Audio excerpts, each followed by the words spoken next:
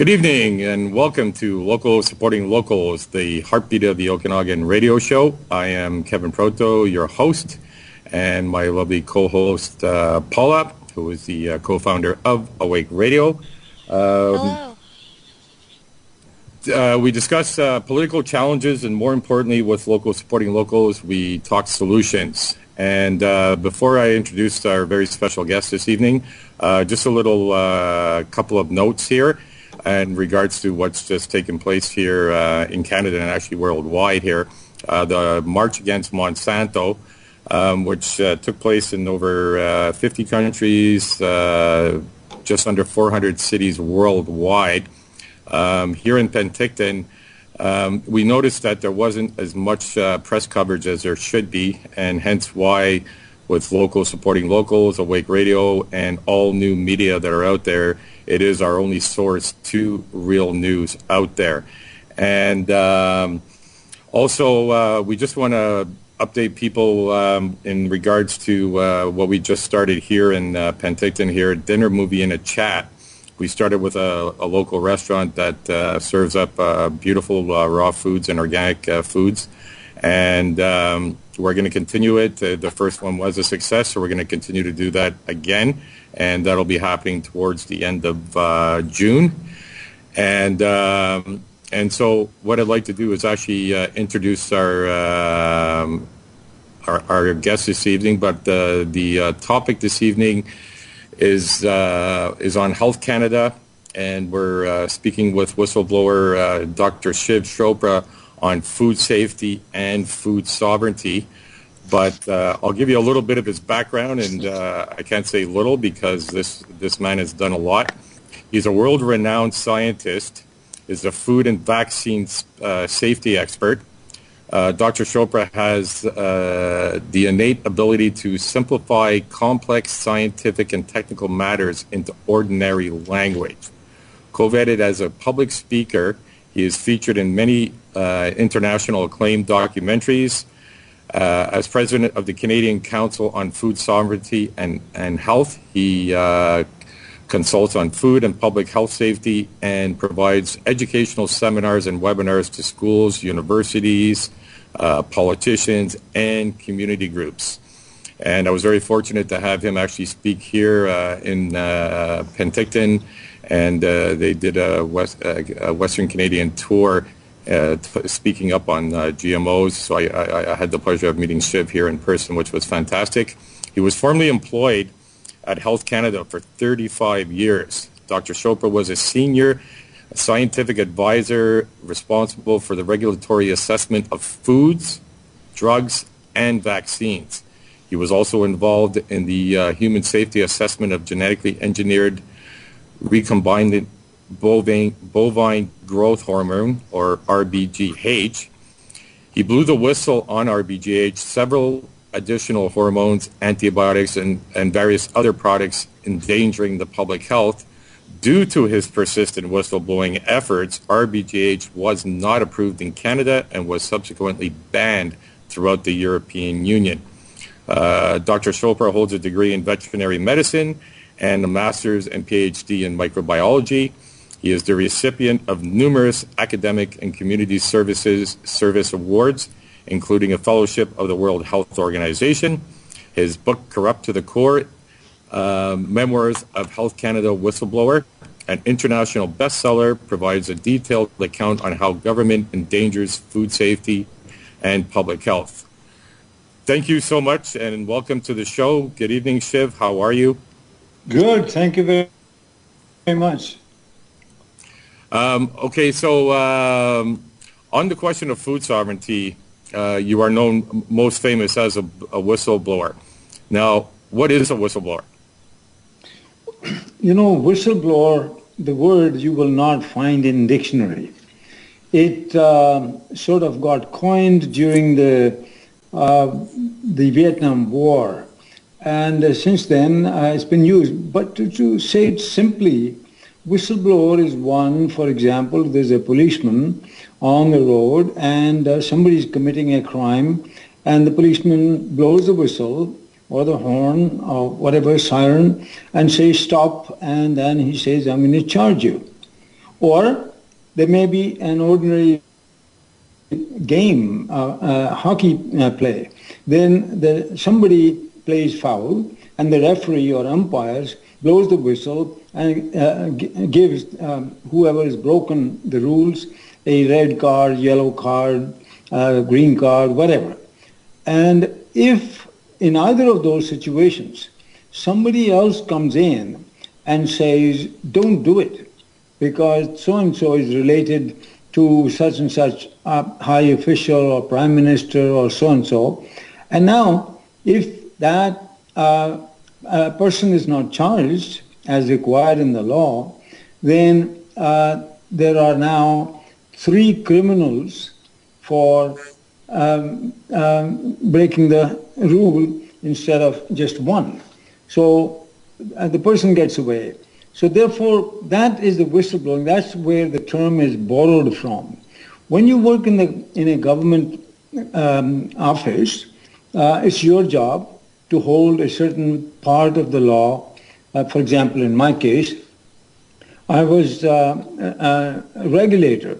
I was a senior scientific advisor for the approval of various drugs and for humans and animals and also vaccines and so on. So I worked there 35 years, and every now and then they would say that just let go. And I said, I can't let go. The rule is, the law is, that the company that wants to sell anything in Canada, and if that product gets directly or indirectly into the human body, then the company has to do research prescribed under the law, all visible, it's in the book, and the company has to do research and bring to the Minister of Health under the Food and Drugs Act. And if the product is all well and good as claimed, they get a notice of compliance or approval. If it's not, then the company is asked to go back and do more research. If they cannot, if we want to be lenient in the sense that this is a special case, then we put precautions and contraindications. For example, it cannot be given to children or pregnant mothers or old people and things like that.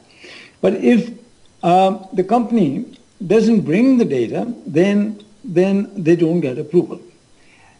But if now somebody says, don't ask for data, just let it be, well, then now there's a problem, which is what was happening with me, but particularly when this genetically modified bovine growth hormone came to my desk back in 1988. GMOs, other GMOs were not yet on the market. They came on the market, in GMO crops, in the mid-90s. But I'm talking about 1988. And when I looked at the file, somebody else had done the review, and there was no information, no research, no data. And so I asked, and the recommendation was to approve it. I said, well, where is the information? Where's the data? What's the company done? There were 2 companies. There was Monsanto and another company called Eli Lilly, both competing to get the same approval for the same product.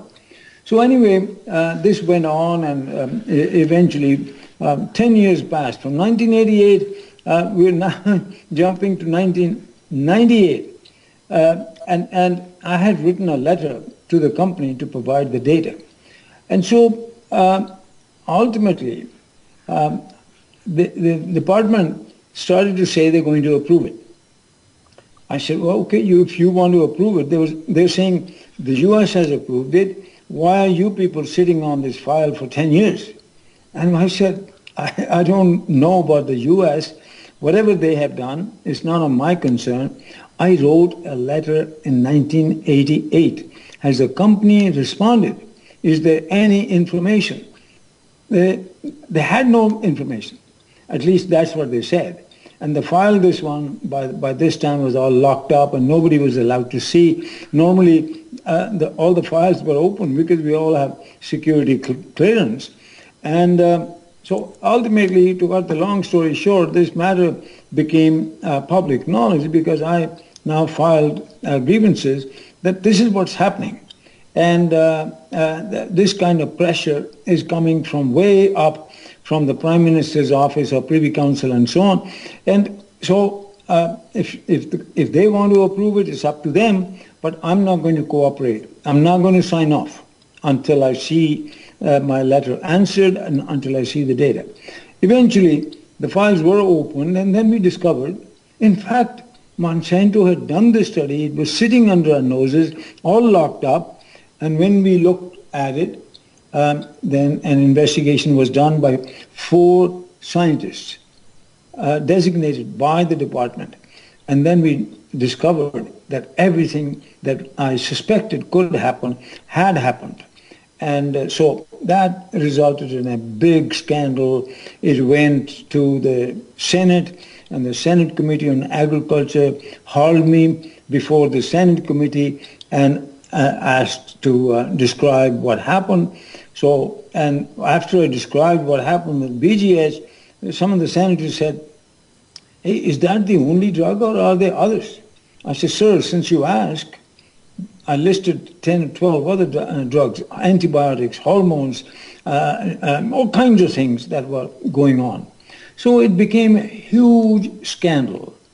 And ultimately, the BGH was not approved in Canada.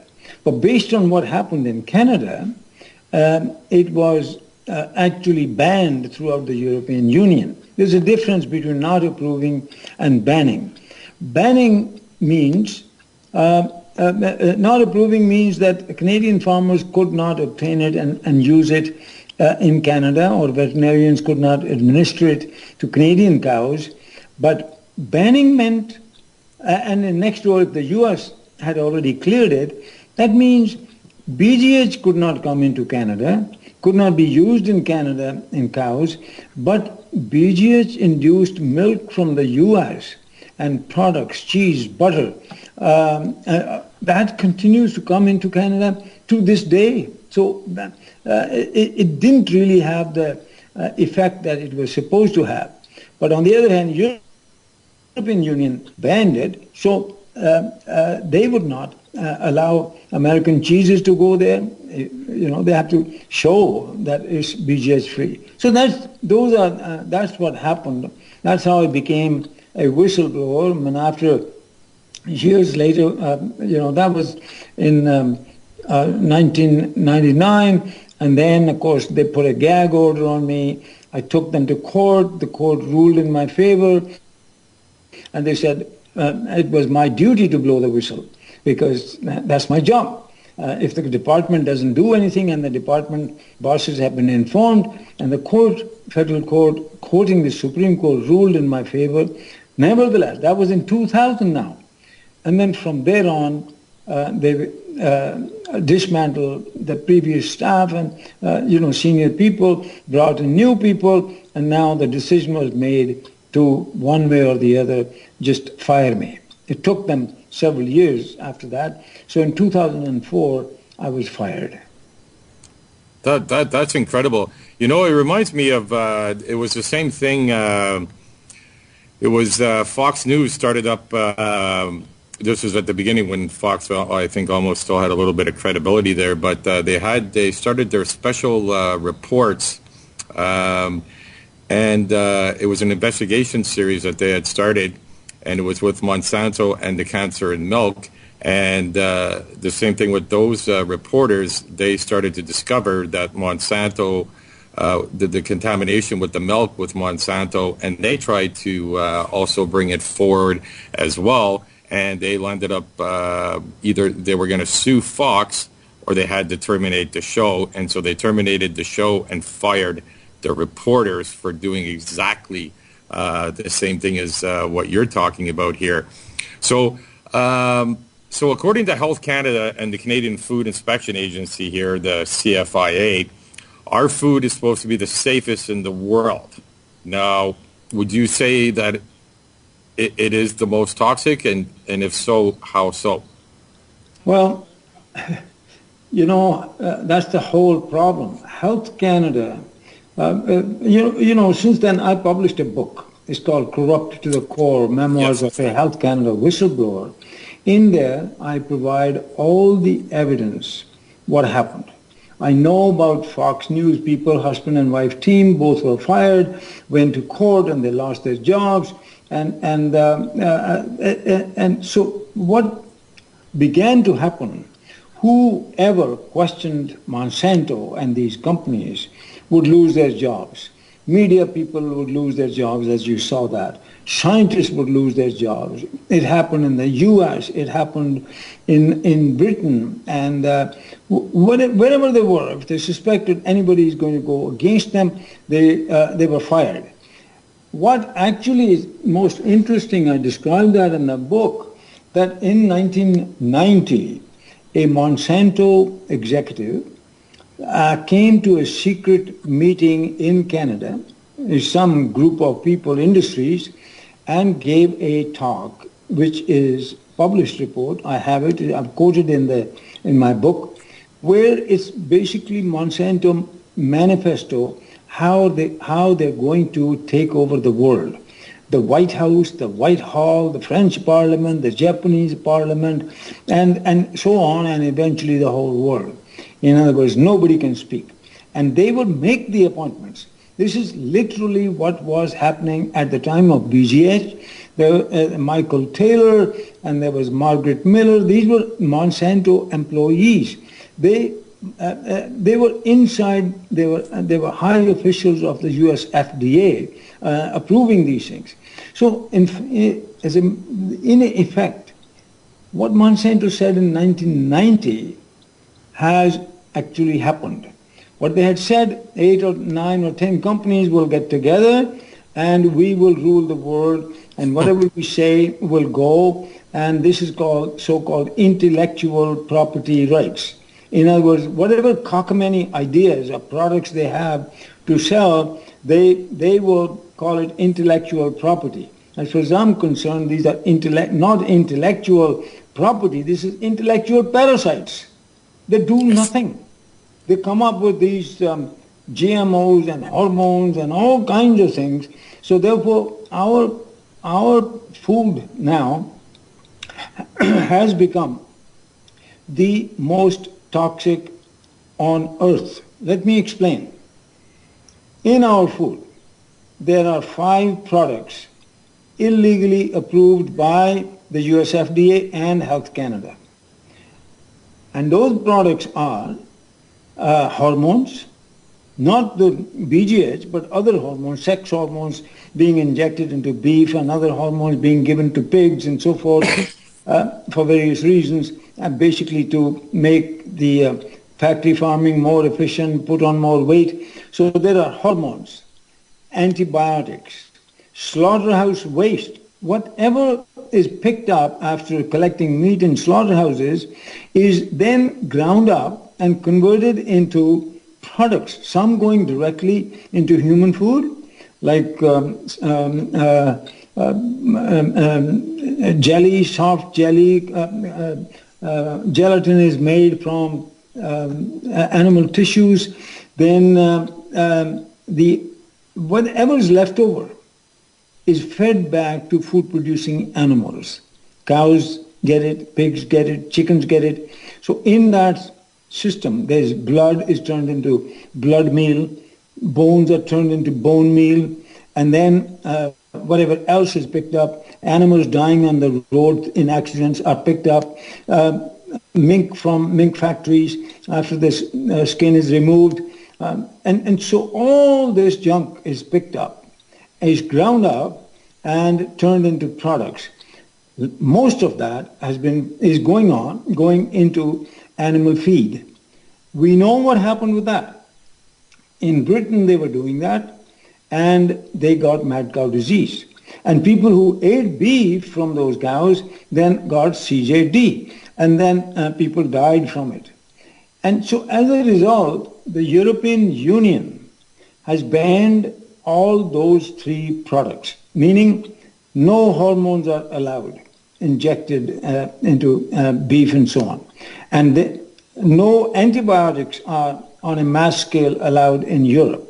No slaughterhouse waste is fed back. And what they do in Europe with that waste, they actually incinerate it.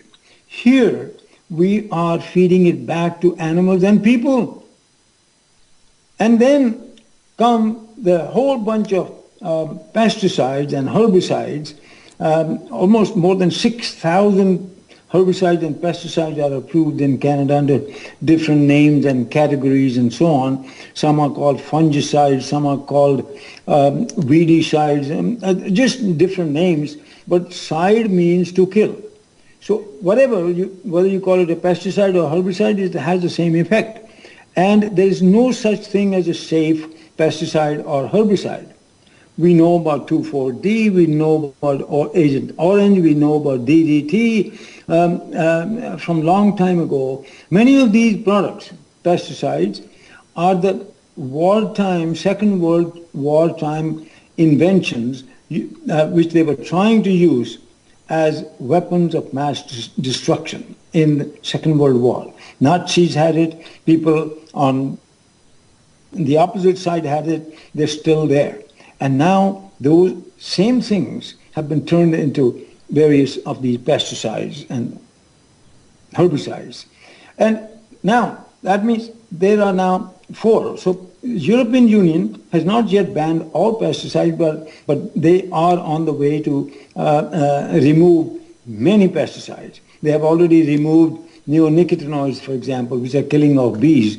A number of other pesticides are gone from Europe. If they have their way, they'll probably all be gone. Then comes the last thing. The 5th product is genetically modified organisms. Genetically modified organisms can be seeds, fruits, vegetables, animals like fish. And so now they're even talking about genetically modified pigs and cows and all kinds of bizarre things are happening and on the way to happen. So when you look at these 5 materials going into our food production, the companies would say, and Health Canada would say, oh, this is safe, nobody's dying. Actually, that's not true. Right now, 36 million Americans and 11 million Canadians every year get foodborne disease and get hospitalized and thousands die. This is not directly from, this is only foodborne infections. But what I'm talking about, chronic disease. Chronic disease has been increasing. Everybody reads about it, that there's heart disease, cancer, obesity, diabetes, autism, Parkinson's disease. Where are these diseases coming from when they're increasing in such huge numbers? So people, in this case, young people, very young people, may live as long as we have lived, but they will be sick from the beginning to the end of their life. So we're talking about chronic disease. That's what I mean by saying that our food, Canadian food, has become the most toxic on earth. It's not happening the same way in Europe. It's not even happening in the third world. We're supposed to be one of the most advanced countries. We're supposed to be one of the richest countries. We're supposed to be have the healthiest food. We don't need to do these things for our people. On top of it, as a result of what's happening, we've lost our agriculture. Within 5 years, we'll have no food production in Canada if we continue. Already in Canada, the agriculture population, people growing food, used to be, farmers, used to be about 25% of the population 50 years ago. Now it's less than 1.5%, and the average age of a Canadian farmer is over 60 years of age. And the younger people are not getting into it. So therefore, if this continues, this trend, and it's inevitable, already, I mean, these people, companies and governments are lying to us that we're doing this to feed the hungry world. The hungry world is sending for us food. Now we are already importing it from Mexico, India. We can't compete against them. So if this continues, we will have no food production here. We will be depending on what's brought by companies like Walmart or Costco and Loblaws and people like that, sourced from overseas and brought to us here. And then meanwhile, that means we're losing our health and we're getting sick, and then we're going to have to be treated with drugs. We're going to go bankrupt. The richest people are becoming the sickest people. And if you read The Economist, even this week, the healthcare fraud that's going on is turning into hundreds of billions of dollars. U.S. will go bankrupt trying to support the healthcare system. But why are we making people sick? And it's coming much, even the climate change, carbon footprint, it's all food related. We produce excess amount of meat. We produce excess amount of, we can't produce anything else. Then we create corn, we create soybean to feed the animals, to excessive amount of meat. And then to make things even worse, then there's GMO corn to make ethanol to drive cars. This to me is just madness. Well, I know. Well, it's the same thing. Basically, we saw this happen in Canada, where they've been basically with the U.S. government, the Federal Drug Administration, the corruption that's been going on there with former board members of Monsanto going from there into the FDA, and now that's essentially what's happened in Canada here as well, and they've taken over Health Canada. And at the end of the day, Health Canada is a for-profit corporation, and they are not for the health and safety of we the people here of Canada here. And it's funny that you say that too. Haven't it happened to me? We're talking about the U.S. FDA. Just before I was fired, a Monsanto vice president was brought into Health Canada, sitting as a special advisor to the Minister of Health, Alan Rock.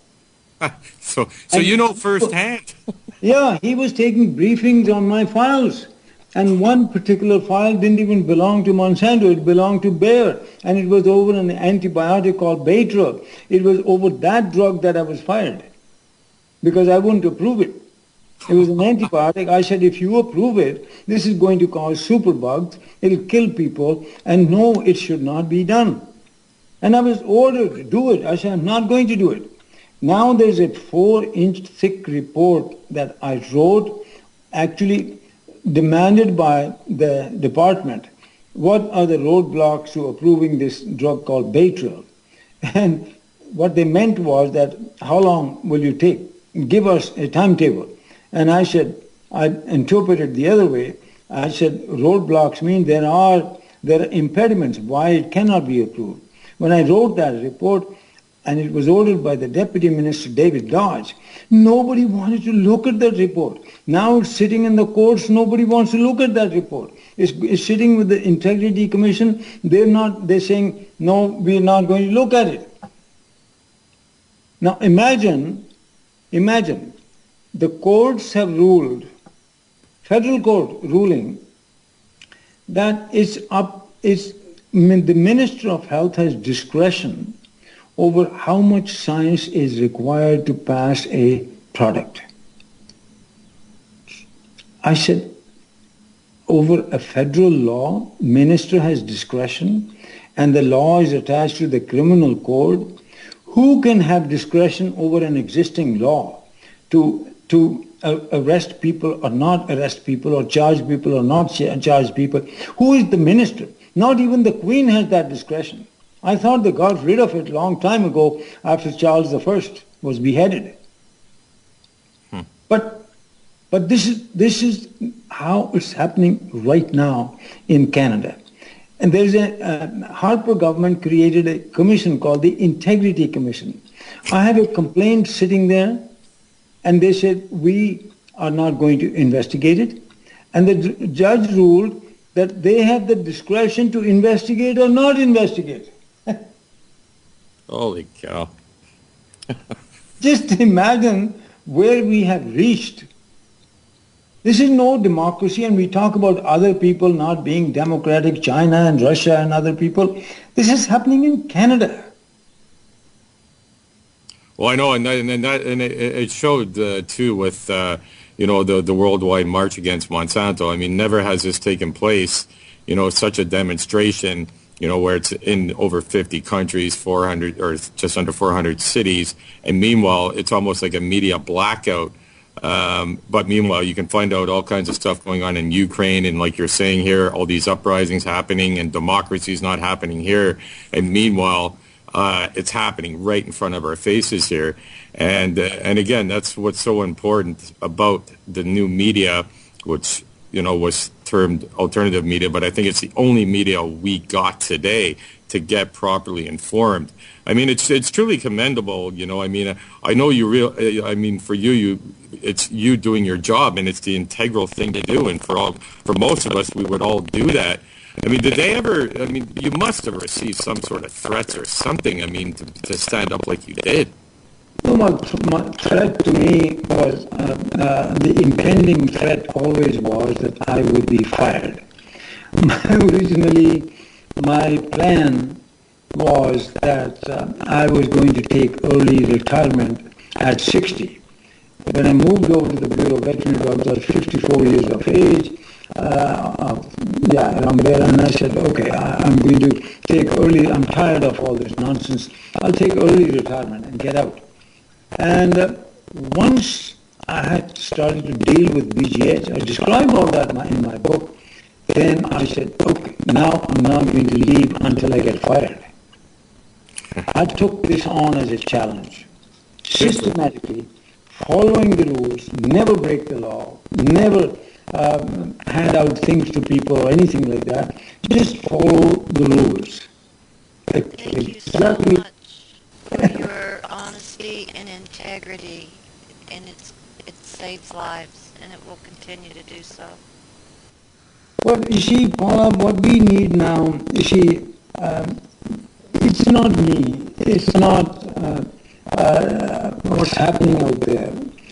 Kevin was saying it's happening all over the world. In Egypt, people are now going out, this Occupy movement or March Against Monsanto. Personally, I'm not in favor of any of those. There is no place for violence. There is no place for breaking the law. I would never do that. I even refuse to march against Monsanto. My fight is not with Monsanto or any other company or anybody. It is with my own government, the people that we elect, that we trust. This is our fundamental system. It's in our Constitution. It's our God-given right to eat and feed our families that nature makes. It's also a constitutional right under the Canadian Charter of Rights and Freedoms to uphold the law. And we are sovereign of our own bodies. We live in a sovereign country, independent, democratic. So therefore, instead of marching against Monsanto or writing petitions to the Minister of Health or asking for labeling, to me this is all a unnecessary exercise. It's not going to achieve anything. People asking for labeling in the U.S. have spent millions of dollars, and the companies come back and spend 4 times the money, and the labeling doesn't happen because the politicians are all bought. So our governments are like abusive parents. They are abusing us, and these people are sick people. If you go and complain to the abuser or say not to do it, that he enjoys it even more because they feel the power. So it's pointless. Exactly. Very Pointless. analogy. I'm saying you can't force me to eat that I don't want to eat. You cannot force me to take a vaccine I don't want to take. You are not going to force me to take feed such and such food to my children. I will not do so. If I have to grow my own, I should grow my own. If I want to buy organic food, I will not buy it if it comes from California or China. I would only buy it if it's locally grown that I can trust. If I don't grow myself, I have to know the farmer, I have to know the farm, I have to know the local people. And this is the interim solution. But there has to be a bigger solution. That is what my colleagues and I are now working on. What is the system? How do we correct it? Because if there's a problem of this immense nature, there must be a solution. And the solution must be simple, not beating up on government or marching against Monsanto or litigating. Those are expensive and dangerous exercises. I mean, we know what happened in Egypt or Syria or the UK. When you start doing those things, a lot of people get hurt. That's not the solution. So there has to be a peaceful, simple solution. And that has to come from within ourselves. So, well, that's exactly what the reasons for starting up locals, supporting locals. The solution is, to support your local ethical organic farmers. Go out there, get to know them, keep your money local, and you got to reconnect in your community. And hence, like what we started it with the dinner movie in the chat, but. And talk about what the problems are, but then you got to talk about the solutions, and you got to take back your local government. Start at the bottom from there, and then you got to start. Then you can start to move up, because, like you said, it's way too far gone. And it's the same thing when I started to put together the calendar. I didn't know one farmer in my Okanagan. And you had the pleasure of coming out here, Shiv, and experiencing it. But I made it a point. It was my due diligence. If I want real food, I got to go out there and find it. And that's what people need to do. They rely too much on the system to protect and support them.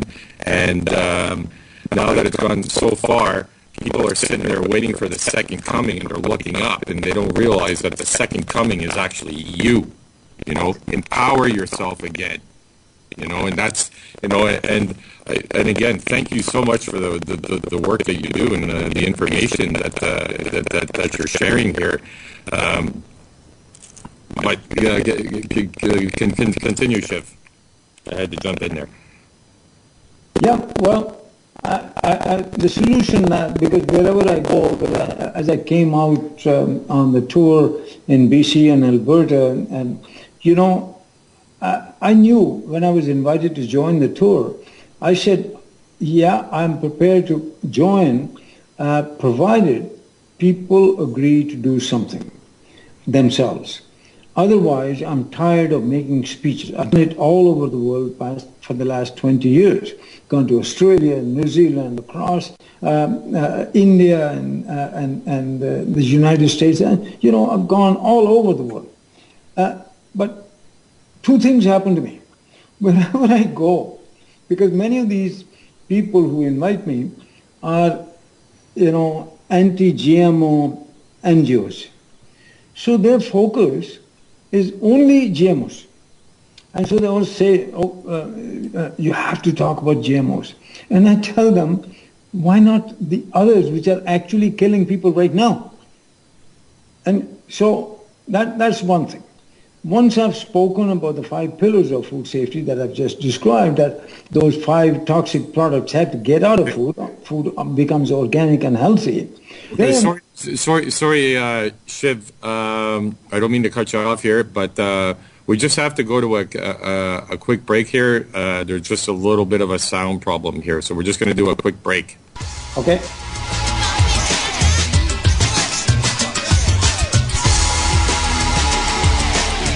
You're listening to Awake Radio. Straight talk for the awake and aware.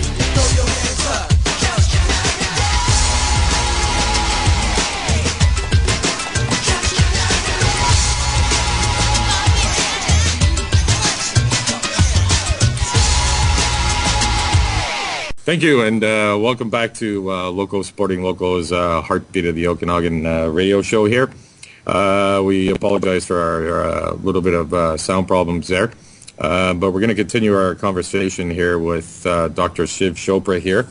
And we were discussing just before going to commercial there, how do we take charge? Like, basically, what do we got to do here, Shiv, to take things back?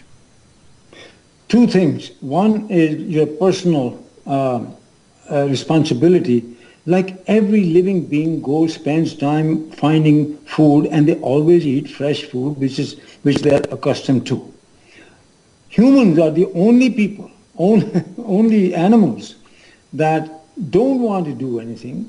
They want the food brought to them. They've even forgotten where food comes from, and they're prepared to eat stale food, bad food, contaminated food, because they don't know. No animal eats a dead animal. They kill first, fresh, and so on. That's one thing we have to learn. In other words, grow your food, or remain very close to where fresh food is grown. That becomes local, and then you eat that. The second thing that we have to do as a society is we got to change our education system. You see, in our schools, by law, all children have to go to school from age 4 or 5 to age 16 or 18. And that's the law. If you don't send your child to school, your child can be taken away, or you can be put in jail, or whatever, charged. Now, what do they teach them in school? They put there, and the children are asked to memorize things, and if they don't memorize, they don't conform, they're called stupid. A few of them that conform, they go to university and so on. I think the time has come to revert that process in a different way. If the education, all education, should be given around growing food in schools. And the children should be taught from age 4 to 18 with all the technology, all the chemistry, all the engineering, building greenhouses, whatever is needed, solar panels, whatever. In their school, in the school playgrounds, they should be part of their laboratories. That means all that food they will grow themselves, they will also consume. They should also be taught to cook within their own school. This should be all part of the curriculum. So now, not only are you growing food, you're also enjoying and cooking and conversing and so on. So this way, there will be so much food that nobody will ever starve. Nobody will need to import. Food will be taken out of the economic equation. People will be healthy. It'll save us billions of dollars in healthcare. Health will improve. So this is, in order to get there, this is where you have to take a collective responsibility, go to your school boards, go to your municipalities, and the municipalities should be urged to declare their own areas purely organic. We're not going to use those 5 things. Don't go by the Health Canada or CFIA definition of organic. No. I'm telling you that if you remove those 5, automatically all food becomes organic. And so, automatically. So why do we need to certify it? For certification, they make it more expensive, they make it more difficult, and all those things that happen. So this way, I know what I want to eat, and so I'm growing so much food in my own place, and people are cutting up their front lawns to grow food. Why do we need to grow grass? If you want grass, put a carpet there. You won't have to cut it. Yeah, exactly. Well, they got artificial grass now, too. Yeah, so. Sure. That's why artificial grass was created. That's how lazy it is. They've even got even lazier. You know, they not only did they put it into grass so they don't have to grow their own food, but now they even want it artificial so they don't even have to cut it. It's truly alarming. Yeah, it's fun. It's so easy to grow food. You can grow it in buckets. You can grow it in raised gardens. You can grow food in parking lots. And this is what some of the groups are now doing in Britain, Australia, and many places. I mean, some of my colleagues and I have created an organization called Canadian Council on Food Sovereignty and Health. We have a website. You can reach there. And it's called foodsovereigntycanada.com. They can go there. They can go to my website, Shiv Chopra, oneword.com. So there's a lot of these things described in there. You can people can call me. They can call our organization and have discussions. If you have money, you can bring us into it. Otherwise, we can do webinars. We can be brought into schools. We can be brought into communities. We're having this radio program costing zero money. Yeah. So technology is available now. It's not expensive. We don't need to set up big organizations and go on speaking tours and so on. It's all available. Yeah. Well, I know because the powers that be, like Monsanto, and I mean, it's like you said, it's they discussed and put together these 10 companies, and they basically want to rule the world, like you were saying much earlier in the show there, and they've achieved that. And so there's a big shift going on where people are actually starting to look, see, and care and want to make a difference. But at the same token, as we all know how things usually work, they create the problem, they wait for the reaction, and then they create the solution. So something that a lot of people, and it's really coming out, a lot of awareness on this, is the UN Agenda 21, right? Which I'm sure you're familiar with. Yeah. Yeah, and so I know when with speaking to you before the show, a lot of people are concerned because there's a lot of green groups that are out there, or sustainable groups that are actually part of the Agenda 21, which goes under the terms like transition towns or ICLE, known as ICLE. There's so many different names, but they all tie right back into the UN. So this is nice that with the organization that you're speaking of, how it's not tied to the UN agenda. And so people need to do their research, and we're going to be doing a show coming up on UN Agenda 21, because it's hard to just touch on that subject and just leave it alone. It needs a good explanation because, again, this is what they've done to us. And so now people all of a sudden start to wake up. They listen to people like yourself talking about the food and the solutions, and then all of a sudden here's a group going on over here, coincidentally Transition Town or with ICLE, and they're talking about all this sustainability and the World Sustainable Business Incorporation, if I'm not mistaken, is the title here. I should have pulled it up before saying it, but it's the World Business Solution, and that's all tied to, it's all with the UN.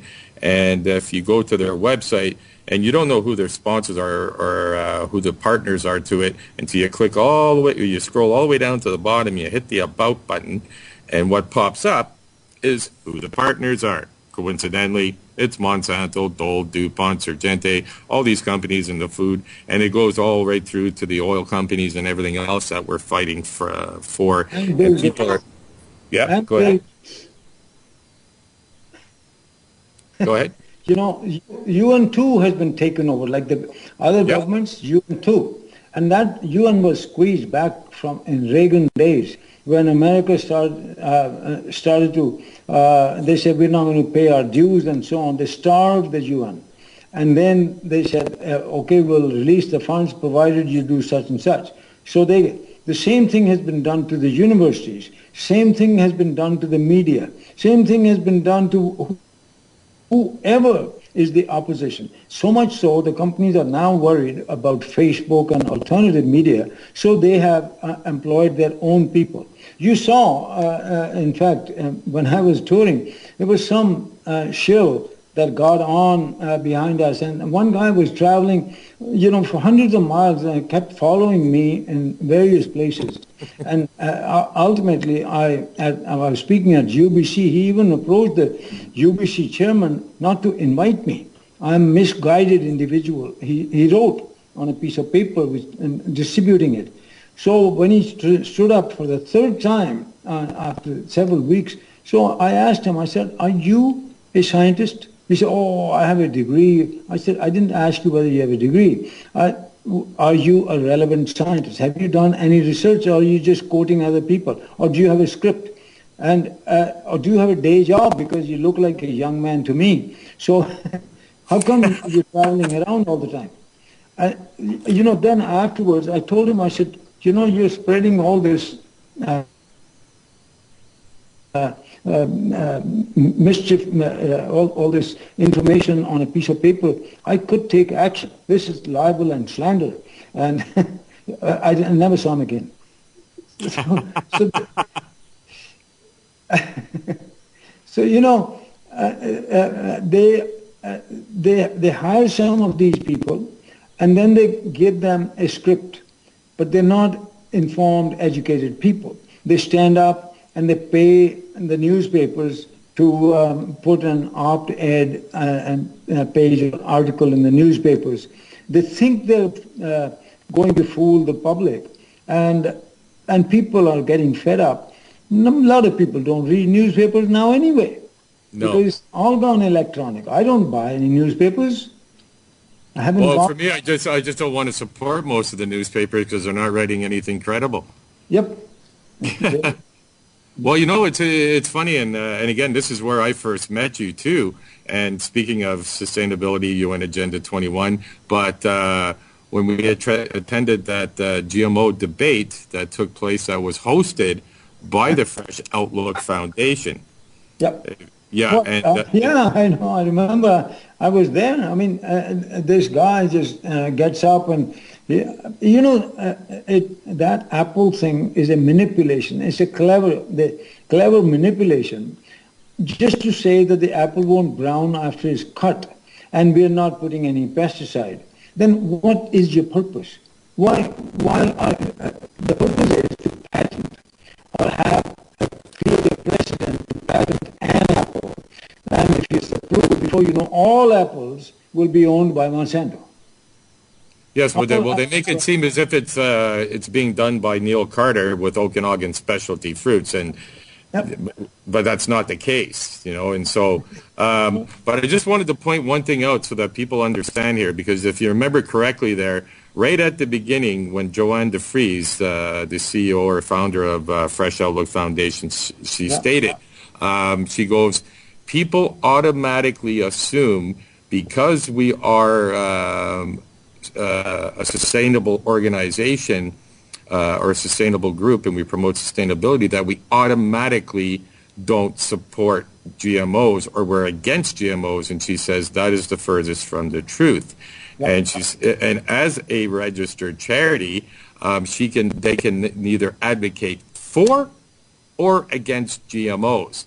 And not enough people really picked up on that, because often a lot of people ask me, Kev, you're so green, with your calendar and the whole supporting local and organic. Why don't you work with these sustainable groups? And I'm like, well, because they're part of an agenda that, and I've tried to share the information. I don't think they're bad people. I just think they refuse to want to take a look at what they're really a part of, and at the end of the day, and I often tell people, because, we try to host meetings, dinner, movie, and a chat, we have potluck barbecues, and stuff like that. And we'll even have a fire pit and have the talking stick go around, and we talk about the solutions here. But, the most important thing when you come into any of these events is check your hat, check your stethoscope, check your badge, check your coat, check whatever it is at the door. More importantly, check your ego at the door. And so we take things, from some of these books that are being put out by Transition Towns, Ways, and stuff like that. Take the good out of what's in there, because it was initially started by good people. Sadly, it's been corporatized, or I like to say fascism there, but it's been corporatized. So take the good out of it, and then take the rest of the book, and throw it in the fire. It makes for great kindling. I know we're probably coming up pretty close to wrapping up here, Paula. Sorry, I went to talk without unmuting. Yes, we're coming up, and but you guys, you know what? Take as long as you need, and Okay, Wrap it perfect. up when you guys feel like it. It's up to you. Everybody is hanging on your every word, and me too, if I can find my mic button. But I'm enjoying it. If Dr. Chopra doesn't mind to stay and talk a while longer, this is very good. Okay, perfect. Well, thank you so much. And normally Paula would participate more, and I don't think I said this at the beginning, but Paula has a throat infection, and until 2 days ago, couldn't even talk. And so her voice is just starting to come back now because otherwise she normally participates a lot more there. But yeah, and so Well, like I are was you saying, from Ireland? That's the question I had. Your address shows Ireland. Oh, I'm in Florida. I know, but this on your reference to this, it showed Ireland. I said, oh, she's in Canada. Maybe she's from Ireland. Actually, my partner, Steve Allen, he's another founder of Awake Radio. He's in Ireland. I'm going to visit him soon. Oh, I see. I see. Okay. yeah. So maybe what we could do is because I mean, in speaking with just for our guests that are listening out there, in speaking with Dr. Chopra here. Through a lot of our talks here, we're on the same page. We're not just in the same book. We're on the same page with a lot of what you're working with the Food Council and with supporting locals and the radio show here. So we're going to have Shiv come back on a number of occasions here to update everyone. And so what we want to do is actually have you come back and we can spend more time and bring you on to give more detail so that this way, I mean, you got to touch on to what you guys have started there with the organization that you started there. But why don't we bring you on again, and then we'll go more in depth into it. And if that works for you, Shiv. I think that'll be good. We can do it on Skype, etc. But in time, this will require some more work. Once you prepare people, I can physically come out there, and then we expand this whole idea, plan it out, a strategy. It should now become. There should be a workshop. There should be a way of carrying it forward. So enable every local group or populations so that they will begin to work with a systematic system. That is what's now needed. Because you let me know when you want to come out here. I got a perfect farm for you to stay at, completely organic, and you'll be very happy. And that's where we can start it right from there. Well, that'll be great. But more than just staying, we need now people who will say, okay, I understand now, I'll work on this project or that project, and so forth. Going to schools, going to municipalities, whatever. So there should be now a program set out that people can pick up individually and collectively and take forward. It needs that kind of sit-down strategy meetings now, because it's not going to happen by itself. No, and that's the thing that I try to promote too. With my background, I did 7 years of door-to-door sales marketing. Was taught the true art of selling and realized that everything that you learn, this company taught, it was actually everything in a self-help book. That's how and so that's how I was able to put together the whole concept of locals supporting locals and create the calendar. And the calendar was created to help raise awareness, but also to help fund an organization, because most groups that are out there are broke and they got to fundraise all the time. So I tried to create it that way for people. But at the same token, in saying that, that's my skills. I saw the problem and I'm like, okay, we got to support locally. How do we do that? And so I took my skills. just like your skills is as a scientist, and Well, everyone's got them, and know your role and apply it, and at the end of the day, when you do, it's like when you find a job you love, you'll never work another day in your life. Yep. It's the same thing. Yeah. No, it's a good instrument. It's a talking point. You're taking the calendar to somebody, or it's an instrument. The same way, when I reached Lethbridge, an artist that I'd never met in my life came. She says, "I have a gift for you," and she handed me this Christmas gift, which was a framed cartoon of me, and with the 5 pillars of food safety. Now it's gone on our Facebook. It's gone. We printed T-shirts with it. The message is all in that cartoon. So it becomes an instrument. People say,